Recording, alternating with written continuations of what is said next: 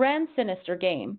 How Tehran is manipulating the Middle East conflict to further its own supremacist agenda. Last week, listeners to BBC Radio 4's Today program were treated to a disturbing insight into the mindset of the current Israeli regime's detractors. Professor Mohammad Marandi, a Tehran-based academic, claimed that the Israeli government believes it is a chosen people with exceptional rights to the entire region. His interviewer, mishal Husain, was criticized for not challenging this assertion, but perhaps she was simply lost for words in the face of such blatant prejudice.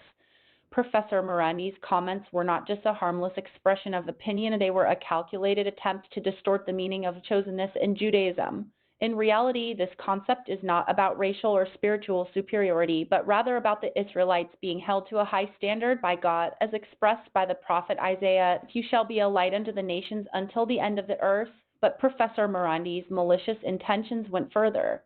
He was attempting to perpetuate a long-standing anti-Semitic trope that has been used to justify violence and discrimination against Jews for centuries, and he knew it. So let's examine the facts. Iran's alliance with Hamas, a Sunni Muslim organization, is not a natural one. Shiite Iran and Sunni Islam have been at odds for over 1,400 years, with a fundamental doctrinal chasm between them. So why would Iran support Hamas? The answer lies in Iran's desire to spread its influence across the Muslim world and to promote its own supremacist agenda. Iran's leaders believe they are the direct descendants of the Prophet Mohammad and that they have a divine mission to lead the Islamic world.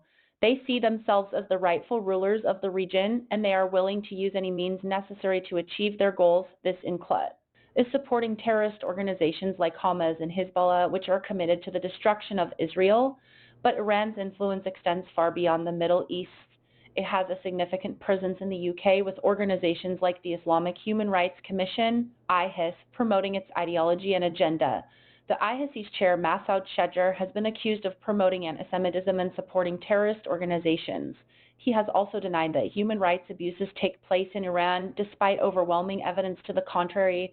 So what does this mean for the conflict in the Middle East? The answer is clear. Iran's alliance with Hamas and Hezbollah is not about supporting the Palestinian people, but about furthering its own supremacist agenda. It is a cynical and manipulative move designed to promote Iran's influence and power in the region. And what about the West? How should we respond to this growing threat? The answer is simple. We must stand up to Iran's aggression and support our allies in the region, including Israel. We must also be aware of Iran's influence in our own countries and take steps to counter its ideology and agenda. In the end, the choice is clear. Do we support a country that values life and freedom, or one that promotes hatred and intolerance?